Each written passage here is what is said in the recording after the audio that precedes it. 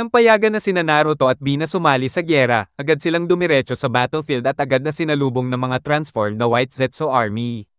Mabilis nila itong natalo gamit ang bagong kakayahan ni Naruto. Nagpadala si Naruto ng maraming shadow clones sa iba't ibang battlefronts. Sila Naruto at Bee ay dumating sa oras para iligtas sina Musai at Noon Ota mula sa reincarnated na si Toroy, na agad ding nasil. Samantala, sa kampo ng Logistical Support and Medical Division, walang makalapit sa Central Tent kung saan sina Shizune at Sakura ay nagsasagawa ng autopsy. Sa kanilang pag-research, nakakuha sila ng mahahalagang impormasyon na agad nilang ipinasa sa HQ. Sa ibang parte ng battlefield kung saan naroon ng 4th Division, papalapit na ang mga reincarnated cage sa kinaroroonan ni Gaara at Onoki. Ayon kay Mu, may dalawang paparating at sinalubong agad sila ng napakalaking buhos ng buhangin na ikinatuwa pa ng 2nd Mizu Cage. Akala ng 4th Case Cage na gawa ito ni Shukaku kaya agad niya itong pinigilan gamit ang Gold Dust na agad kinilala ng 3rd Ray Cage bilang magnet release user.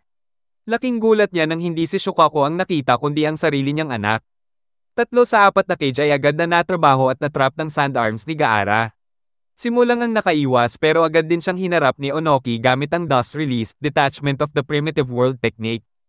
Gumanti rin si Mo gamit ang parehong technique na nagresulta sa isang napakalaking crater sa gitna ng battlefield. Nagtanong ang 4th Case Cage kay Gaara kung nasaan si One Tail. Sumagot si Gaara na hindi na siya ang Jinchuriki gaya ng ginawa sa kanya ng sariling ama.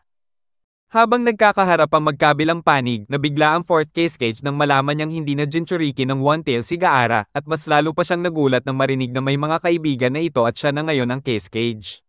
Gusto niyang subukan ng lakas ng anak niya kaya nagsimula silang maglaban, habang si Onoki naman ay nagbigay senadorya sa mga tropa para umatake at hinarap si Mo. Sa gitna ng labanan, nagulat ang 4th Case Cage nang makita niyang natrap siya sa jutsu ni Gaara. Kasama ang 2nd Mizu Cage at 3rd Ray Cage.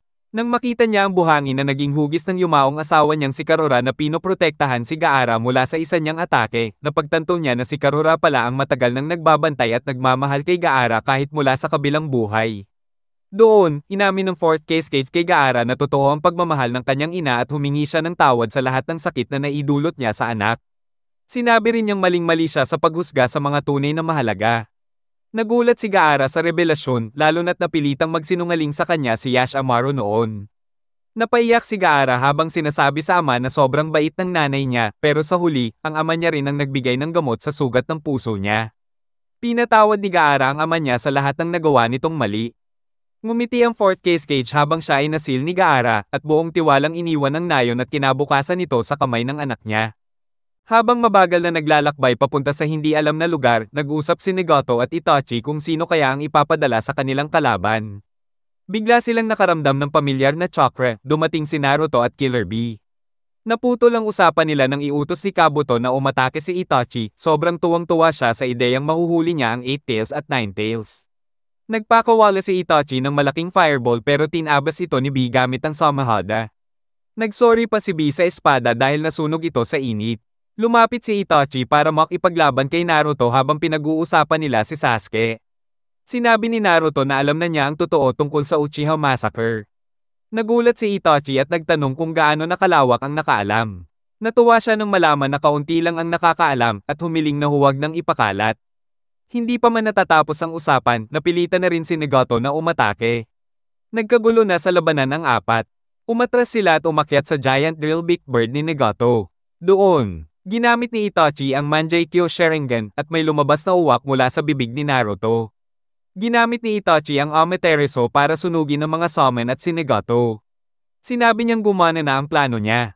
Nalaman na ang uwak ay may mata ni Shisui Uchiha, isang Mangekyou Sharingan na nakaprogram gamit ang Kotoa Matsukami para sa utos na protektahan ng Konoha kapag nakita ang Mangekyou Sharingan ni Itachi. Dahil dito, napalaya si Itachi mula sa kontrol ni Kabuto. Ipinaliwanag niya na ito ang power na ibinigay niya kay Naruto. At ang balak niya talaga ay gamitin iyon kay Sasuke. Pero habang nagpapaliwanag siya, biglang nag-regenerate si Nagato. Kinilig si Kabuto sa excitement kasi gusto niyang makuha ang DNA ni Shisui.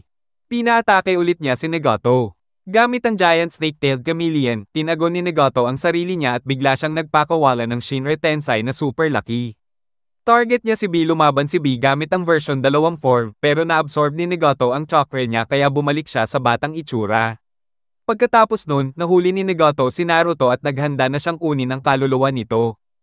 Habang pilit nilalabanan ni Naruto ang paghila ni Nagato sa kanyang kaluluwa, biglang dumating si Killer Bee para tumulong at umatake ng palihim. Pero dahil sa shared vision ni Nagato kasama ang Giant Snake-tailed Chameleon at ang King of Hell na ginagamit pang imbak ng kaluluwa ni Naruto, agad na napigilan ng surprise attack ni Bee na huli si Naruto ng mga mechanical arms ni Nagato at tinutukan ng malaking kanyan sa mukha. Sa oras na iyon, dumating si Itachi at iniligtas silang dalawa gamit ang kanyang Susanoo. Pero mabilis na nakabawi si Nagato at gumamit ng Chibaku Tensai, isang jutsu na bumubuo ng higanteng bola na sumisipsip ng lahat sa paligid para durugin ang kalaban. Sabi ni Naruto, wala na silang laban sa ganitong klaseng jutsu, pero pinaalalahanan sila ni Itachi na huwag sumuko. Pina-target niya ang gitna ng bola gamit ang pinakamatitinding long-range attacks nila, at sa wakas ay napasabog nila ito. Pagkatapos ng labanan, ginamit ni Itachi ang Totsuka Sword para tagyusin si Nagato, at napalaya ito mula sa kontrol ni Kabuto. Sa huling sandali niya, nagsisi si Nagato na nadumihan niya ang magandang legacy na iniwan ng kanilang guro. Hiningi niya kay Naruto na maging pinaka-epic na ending sa kwento nilang tatlo. Habang aalis na si Naruto para sumali sa gyera, bigla siyang nawala ng chakra at nawala ang Nine-Tails chakra mode niya. Sinabihan siya ni Itachi na huwag lang umasa sa sariling lakas at matutong magtiwala sa mga kakampi niya. Pinakiusapan din niya si Bee na alagaan si Naruto, bago siya tuluyang umalis para harapin ang taong kumokontrol sa mga muling nabuhay na ninja. Sinunog ni Itachi ang uwak na may taglay na Shisui Sharingan para hindi na ito magamit pa ng iba. Bago tuluyang masil ni Gaara ang 2nd Mizukage at 3rd Raikage, nakatakas ang dalawa at biglang umatake ng walang awa sa 4th Division. Samantala, tuloy-tuloy pa rin ang laban ni Onoki at Mo gamit ang Dust Release, Detachment of the Primitive World Technique, pero pareho silang walang lamang. Binalaan ni Mo ang kanyang estudyante na humingi na ng tulong dahil delikado na ang sitwasyon para sa matanda niyang guro. Habang ipinapakita ng Mizukage at Raikage ang kanilang mga kakayahan at paano sila labanan. Tinawag ng Mizukage ang kanyang Giant Clam habang humiwalay naman ang 3rd Raikage kasama ang grupo ni Temari. Inutos ni Gaara sa kanyang division na sila na ang baalang mag-seal sa Mizukage habang siya naman ay tumuloy kay Mo na kinainisan ng Mizukage. Sa gitna ng laban kay Tsuchikage, dumating si Naruto at ginamit ang kanyang Planetary Rasengan. Sa tulong ni Gaara, tinamaan nila si Mo at pinatalsik ito palayo. Agad ginamit ni Onoki ang Earth Release, Added Weight Rock Technique para pabigatin si Mo hanggang sa hindi na ito makagalaw. At saka ito nasil ni Gaara. Tinanong agad ni Gaara si Naruto kung bakit siya nandoon sa gyera, at biglang nagsalita si Shikoku gamit ang Communication Jutsu para ipaliwanag kung bakit nandoon si Naruto. Tinanong ni Gaara si Naruto kung kaya ba nitong kontrolin ang Nine-Tails Chakra, at sagot ni Naruto na hindi pa siya mamamatay hanggat di siya nagiging Hokage. At kahit case-cage si Gaara, wala raw siyang karapatang maging bossy. Naglakbay sila papunta kung nasaan ang 3rd Raikage para harapin naman ang 2nd Mizukage. Hirap pa rin ang mga shinobi sa pagwasak ng demonic illusion, steaming multi-storied building ng Mizukage, at inatake pa sila ng water balloon technique nito. Buti na lang dumating si Gaara para iligtas sila. Pero dahil sa oil ng technique, humina ang buhangin ni Gaara habang nilalabanan niya ang 2nd. Sa ibang lugar, gamit ang sensory sand ni Gaara, nahanap ang totoong Giant Clam. Tinangkang sirain ito ni Onoki pero kulang na siya sa chakra para sa Dust Release. Kaya ginamit niya ang Bato Fist technique para basagin ang shell ng clam at mawala ang mist. Pero dahil doon, na-strain ang likod niya, kaya nagamit ng 2nd Mizukage ang Water Gun technique at binaril si Onoki bago pa ito makatakas. Habang walang epekto ang mga atake ng 4th Division laban sa 3rd Raikage, pinapaalala ulit ng Raikage na atakihin pa rin siya. Sina Temari at ilang Tesenjutsu users ay gumamit ng Wind Release, Castnet para subukang pabagsakin si Raikage at mukhang effective ito sa umpisa.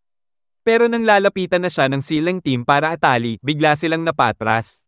Napansin ni 3rd Raikage ang dati niyang aide na si Dodai sa hanay ng Allied Shinobi Forces.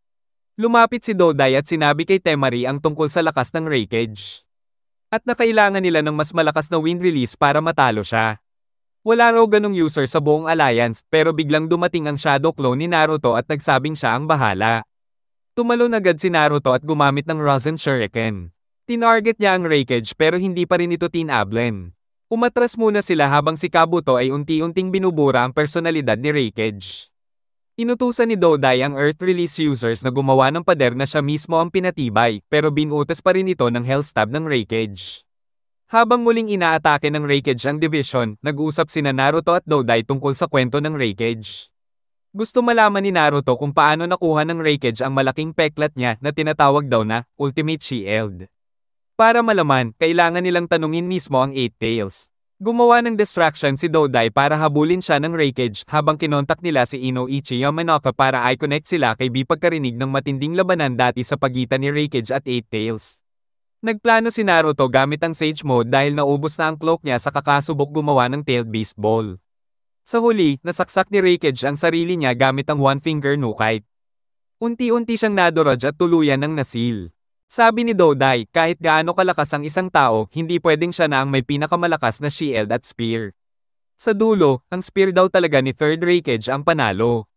Sumang-ayon si Naruto at sinabing malamang si Gaara ang may pinakamalakas na shield. Samantala, sa battlefield ni Gaara, hirap pa rin ang division na talunin ang second Mizukage. Nabunyag na si Onoki pala ay isang sand clone lang, kaya nagulat ang second Mizukage habang unti-unting tumataas ang buhangin para i-seal siya. Pero bago pa man makumpleto ang paglalagay ng sealing tags, sumabog ang desert-layered Imperial Funeral ni Gaara, at biglang lumitaw ang malupit na mukha ng Mizukage sa langit. Nagsimula ang pagbagsak ng yelo habang pinaliwanag ni Onoki na hindi ito Genjutsu kundi ang ultimate jutsu ng second, ang Steaming Danger Tyranny. May lumitaw na chibi-like clone at sinimulang umatake sa 4th Division. Si Gaara ay naghanap agad ng totoong katawan ng Mizukage, na ayon kay Tsuchikage ay nanghihina na matapos gamitin ang teknik na yun. Nang matagpuan ni Gaara ang tunay na Mizukage, agad siyang sumugod para i-seal ito, pero muling hamarang ang clone at pinunit ang mga sealing tag sa pyramid ng buhangin. Lumabas ang ulo ng Mizukage sa tuktok ng pyramid, ngumiti, at mabilis na nagtago ulit habang pinapukol siya ng mga shuriken. Sinabi niya na maganda raw ang tagong pwesto niya at hindi na niya ipapaliwanag ang jutsu niya dahil kung hindi siya matatalo ni Gaara at Onoki. Wala na silang laban sa totoong kalaban nila. Sa sobrang bilis ng isa pang pagsabog, pinrotektahan ni Gaara ang kanyang division gamit ang halo ng buhangin na may yellow at gold dust galing sa tatay niya para ma-freeze at mapigilan ang pagsabog ng clone. Dahil dito, na-neutralize ang clone. Bilib na bilib ang second Mizukage sa galing ni Gaara at sinabi pa na bagay daw silang tandem ni Naruto. Bago tuluyang masil, inamin ng second na natagpuan na raw niya ang golden egg sa mga bagong cage. Samantala sa ibang bahagi ng battlefield, nalaman na bago masil si Mu, nahati muna siya sa dalawa. Hindi niya napalaya ang kalahati niya, kaya si Kabuto ay nag-iisip ng next move para makakuha ng sapat na oras para i-summon ang kanyang secret weapon. Sa side naman ng allied shinobi forces, napahinto ang galawan dahil sa malaking banta ng mga White Zetsu clones na nagpapanggap na miyembro ng kanilang grupo, lalo na sa logistical support at medical division. Alerto ang buong allied shinobi forces dahil sa mga impostor na gumagala sa paligid, pero lalong nadagdagan ang stress nila nang biglang lumitaw sa battlefield ang Sound 4 mula sa Otogekier na nabuhay muli. Pero hindi nagpatalo ang dating Sasuke recovery team ng Konoha, mabilis nilang na-knockout ang apat kahit na pinalakas pa ang mga ito ng Cursed Seals. Pinakita nila kung gaano na sila kalakas kumpara noon. Pero habang nagsasaya na ang alliance, biglang nawala ang good vibes. May biglang lumabas na seal sa paligid ng mga natalong shinobi at nadamay din si Kiba Inuzuka, Akamaru, Neji Hyuga, Shikamaru Nara, at Choji Akamichi. Samantala, habang papunta si Naruto sa lugar, naramdaman niya ang bigat at sama ng chakra na nagkalat sa battlefield. Alam niyang may mali, kaya dali-dali siyang tumakbo papunta sa lokasyon ng mga kaibigan niya. Habang nagre-regroup sina Neji, Shikamaru, Choji, Kiba, at Akamaru para ayusin ang kanilang sitwasyon, abala naman ang mga kaibigan nila sa labas sa pag-alam kung anong nangyari sa kanila. Napansin ni Shino at Ino na buhay pa ang lima, pero parang nakabitin sa alapaap, mahina ang pulso at halos walang chakra na gumagalaw. Kaya todo effort sila para panatilihing gumagana ang chakra ng mga kasama nila habang nagpapaabot ng mensahe sa HQ. Sa loob ng barrier na nilagay ng Sound 4, tuloy ang laban ng mga taga-Konoha para sa kanilang buhay. Dumating ang balita kina Ino at Shino mula kay Inoichi na ang mga kasama nila ay parang natrap sa isang genjutsu-style na estado, at ang tanging paraan para mailigtas sila ay mahanap at maibalik ang kanilang mga kaluluwa, dahil kahit ang sensory barrier ng HQ ay hindi matrak ang mga ito. Sa ibang lugar naman, habang papunta si Naruto sa kinaroroonan ng mga kaibigan niya, nasalubong niya ang isang grupo ng shinobi at agad niyang binanata ng isang White Zetsu clone na nagpapanggap. Nang makasigurong wala ng kalaban, nagpatuloy siya dahil wala naman doon ang mga taga-communications team. Kahit na lumalaban ng maayos ang mga taga-Konoha laban sa Sound 4, nag-regroup ang mga kalaban at sinabi na sayang lang daw ang effort nila. Hindi raw sila matatalo dahil immortal sila, at kahit matalo pa sila, wala pa ring takas sa barrier. Ang choice lang daw ng mga taga-Konoha, mamatay sa kamay nila o mamatay sa real world kapag bumigay na ang katawan nila. Habang todo hanap ang grupo para mailigtas ang kaluluwa ng mga kasama nila, pinilit ni Shino at Ino ang sarili nila para mapanatiling buhay ang mga ito. Sa loob ng barrier, tuloy-tuloy ang bakbakan sa pagitan ng Sound 4 at mga dating miyembro ng Sasuke Recovery Team. Samantala, sa gitna ng labanan, nakahanap na rin si Naruto ng miyembro mula sa communications team kaya nakakontak na siya sa HQ. Nang sinabi sa kanya na wala raw magagawa dahil wala naman sa allied shinobi forces ang may kakayahang makaramdam ng kaluluwa. Nainis si Naruto at sinugod si Shikoku, akala niya wala itong pake sa sariling anak.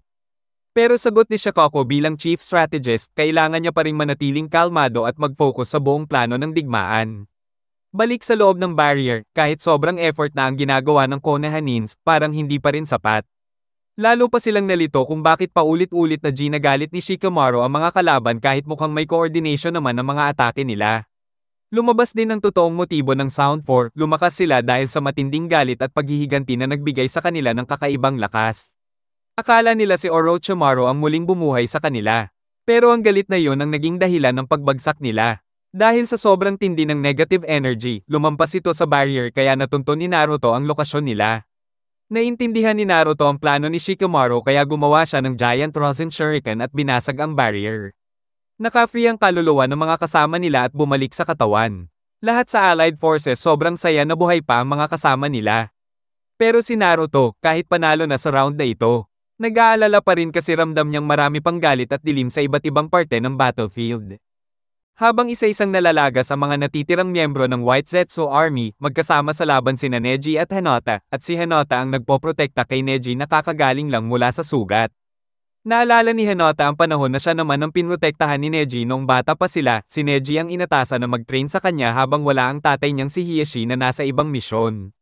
Sa sobrang intense ng training nila, sobrang napagod ang mata ni Hinata at pinahinga siya ng doktor sa kama para makabawi.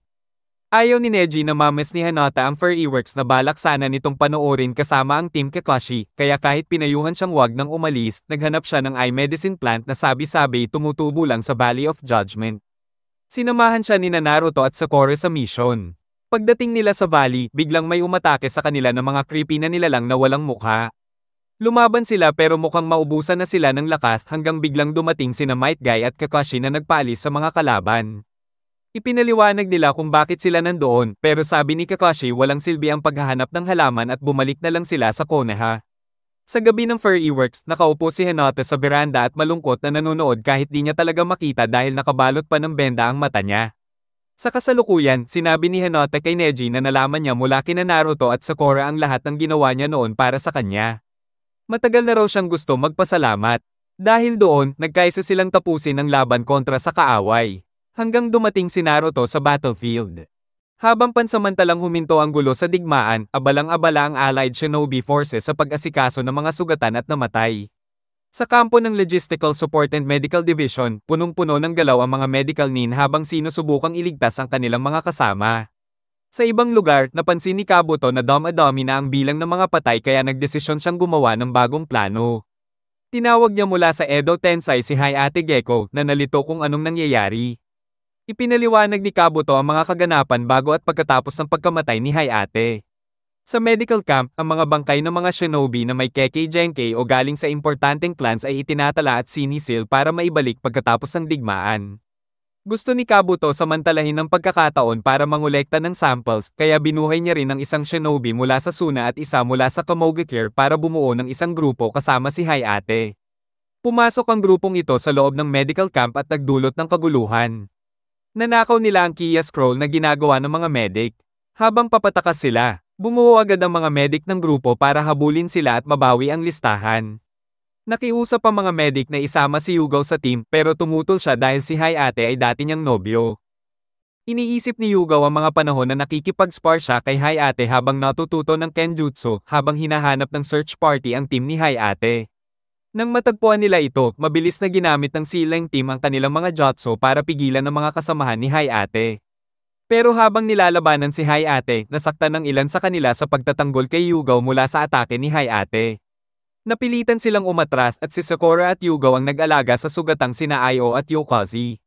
Sinabi nila na hindi na nila kayang magpatuloy pa. Habang naghahanda si Yugo na umalis mag-isa, pinigilan siya ni Sakura at tinanong kung bakit hindi na siya lumalaban. Ipinaliwanag ni Yugo na tuwing may hawak siyang espada, naaalala niya ang pagkamatay ni Hayate. Pero sabi ni Sakura, kailangan nilang lumaban dahil sa maduming jutsu ni Kabuto na ginamit para pasimulan ang digmaan. Kaya siya na lang ang pumunta para kunin ang Kia Scroll. Naabutan ni Sakura si Hayate at agad silang naglaban. Nakilala agad siya ni Hayate mula sa Chunin exams. Pantay ang labanan nila hanggang ginamit ni Hayate ang transparent escape technique. Nasugatan niya si Sakura pero body replacement technique lang pala yon. Dumating si Yugo at sinabihang si Sakura na siya na ang bahala at bumalik na lang para tawagin ang Silang Core. Nagpatuloy ang laban ni Yugo at Hayate. Pinuri ni Hayate ang galing ni Yugo sa espada. Habang naglalaban sila, naramdaman ni Kabuto na natatagalan si Hayate kaya sinubukan niyang kontrolin ulit ang katawan nito. Akala ni Yugo ay natalo na siya at naipit sa puno, pero biglang lumaban si Hayate sa kontrol ni Kabuto at hinayaan na saksakin siya ni Yugo gamit ang espada. Nahulog si Hayate at tuluyang nasil. Naging matagumpay ang misyon at nakuha ang Kia Scroll.